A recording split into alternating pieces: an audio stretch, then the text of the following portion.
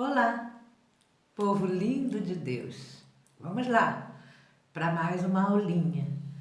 E como eu sempre falo, o meu objetivo é esclarecer aqueles textos que vocês não são muito esclarecidos. Muitos são, outros não, a maioria não. Então eu gosto de mergulhar na palavra, mergulhar nesses versículos, nesses textos e conversar com vocês. E agora, se sempre foi esse meu ministério, agora então eu estou mergulhando mais profundo ainda, graças a Deus. Tem um texto na Bíblia que ele é muito mal usado quando é usado, porque geralmente ele não é muito usado não. Se encontra lá em Mateus 16, 19.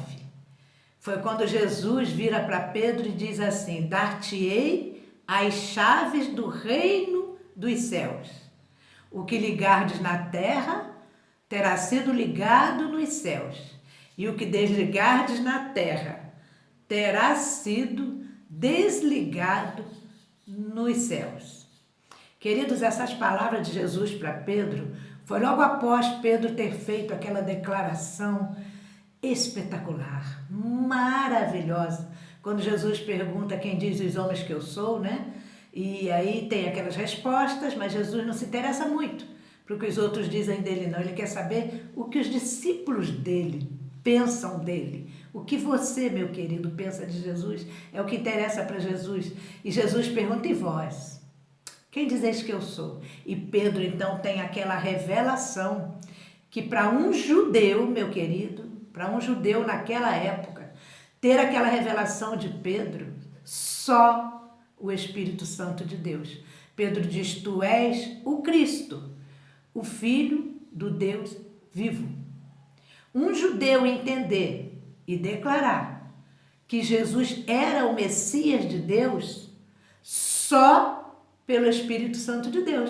Por isso, Jesus responde para ele: bem-aventurado és tu, Simão, filho de Jonas. Simão Bar Jonas. Bar é filho em hebraico. Bem-aventurado és tu, Simão, filho de Jonas, porque tu não revelou carne e sangue, mas foi o Espírito Santo de Deus. E logo após Jesus acrescenta: e eu dar-te-ei as chaves do reino dos céus. O que ligardes na terra terá sido ligado nos céus, e o que desligardes na terra terá sido desligado nos céus. E aí essas palavras de Jesus a Pedro deu muitas teologias, muitas teorias, né? O romanismo colocou até Pedro como o primeiro papa, que é o porteiro do céu, por causa dessas palavras de Jesus. Mas a mente do homem é fértil, ele pensa muitas coisas. Nós temos que ficar com o que o texto bíblico diz para nós. A igreja tomou para si essa profecia, né? A igreja tomou para si essa profecia desde Roma e diz que o que ela ligar na terra será ligado no céu. E que se você não estiver ligado a uma igreja, você está desligado do céu. Então o protestantismo entrou, mas ainda conservou muito do romanismo, porque isso foi a igreja que tomou para ela essa teoria de que ela liga o homem no céu e desliga também, por causa das palavras de Jesus para Pedro. Difícil, né? De entender isso. Você já procurou entender o que quer dizer isso? O seu pastor já pregou, já explicou isso para você? Mas olha só, Jesus não estava dizendo que era Pedro que ligaria. Assim como ele disse que não era Pedro que era pedra, quando Pedro faz a declaração, ele não diz: e eu te digo que tu, Pedro, és uma pedra e que sobre ti edificarei a minha igreja. Não. Jesus diz: e eu te digo que tu és Pedro, e sobre esta pedra que sou eu, que tu acabaste de declarar, eu edificarei a minha igreja. É sobre essa declaração de que eu sou o Cristo, o Filho do Deus vivo. A igreja do Senhor Jesus tem que ser edificada sobre essa verdade, de que Ele é o Filho de Deus que veio ao mundo. Ele é o Cordeiro de Deus que foi sacrificado antes da fundação do mundo. Só Ele é o dono da igreja. Só Ele é o pastor da igreja. Só Ele é o guia da igreja. Então, meu querido, no versículo 20, olha, então advertiu aos discípulos que a ninguém dissesse ser ele o Cristo. Pedro fez a declaração, mas ele pede, olha, não diga a ninguém que eu sou o Cristo. Por quê? Porque o Espírito Santo ainda não havia descido para convencer o homem dessa verdade, de que ele era o Messias de Deus. Então Jesus pede, não conte nada a ninguém agora. Pedro declarou, Pedro teve essa revelação, vocês ouviram, mas não contem nada para ninguém agora, porque o Espírito Santo ainda não está aí. O ministério do Espírito Santo é esse, convencer o homem da justiça, do juízo, do pecado e do juízo, né? Então vejam que coisa interessante, olha só. Jesus disse que daria as chaves do céu para Pedro, tudo que ele ligasse na terra seria ligado no céu. Em Atos 2:41, nós vamos ver Pedro usando a primeira chave. A porta dos céus é aberta para os judeus e quase 3.000 almas se convertem naquele dia do Pentecostes. Em Atos 8:14, nós vamos ver Pedro pregando aos samaritanos, as chaves do céu sendo usada, a mensagem de que Jesus era o Messias, o Filho de Deus que Pedro havia acabado de declarar. Agora Pedro prega para os samaritanos e o evangelho chega também a Samaria, a segunda chave. A terceira chave, nós vamos ver, ainda sobre os samaritanos, no capítulo 8, tá, de Atos, versículo 14, diz assim: ouvindo os apóstolos que estavam em Jerusalém, de que Samaria recebera a palavra de Deus, enviaram-lhe Pedro e João, os quais, descendo para lá, oraram por eles para que recebessem o Espírito Santo. Agora Pedro podia usar a chave, né? Porque o Espírito Santo estava ali para realizar a obra. Ele era apenas um mensageiro, um instrumento. E Pedro também usa essa chave para abrir a porta para os gentios. Olha o versículo 44 do capítulo 10. Ainda Pedro falava isso na casa de Cornélio. Ainda Pedro falava essas coisas quando caiu o Espírito Santo sobre todos os que ouviam a palavra, lá na casa de Cornélio. E os fiéis da circuncisão, quem são os fiéis da circuncisão? Os judeus convertidos ao Messias. Os fiéis da circuncisão que vieram com Pedro, os judeus, os apóstolos convertidos, admiraram-se porque também sobre os gentios foi derramado o Espírito Santo.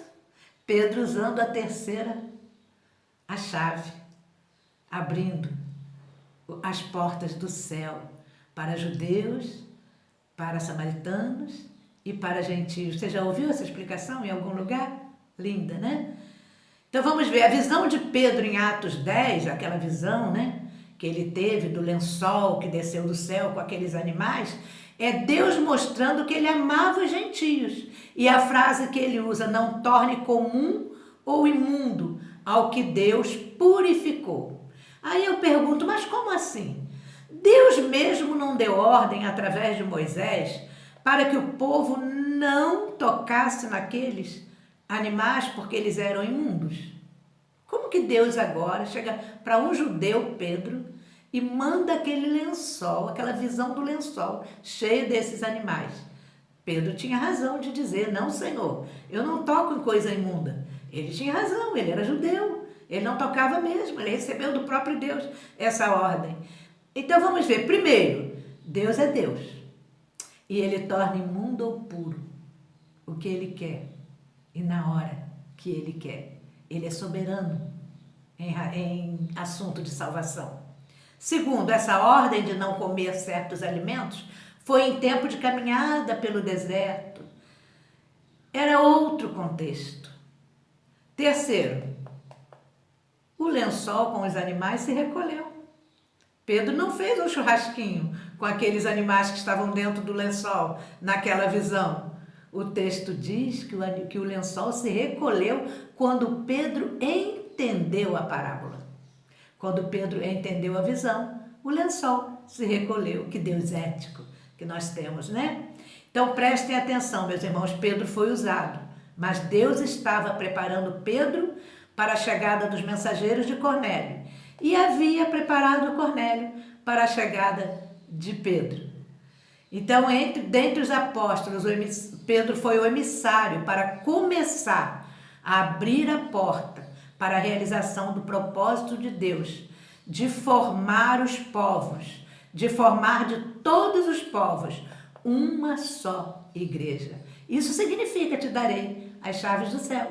Tudo que ligares na terra será ligado no céu. Agora sim, a igreja estava com judeus, com samaritanos, com gentios, porque Pedro usou as suas chaves. A descida do Espírito Santo foi da mesma forma para todos os povos. Isso para não restar dúvida de que Deus os aceitara. As chaves para ser embaixador de boas novas foram dadas a Pedro, mas em se tratando de salvação, Deus é soberano e salva quem Ele escolhe. É tudo pela graça, meu querido irmão. Graça sobre graça. Seja um embaixador da graça de Deus e viva na graça, meu querido irmão.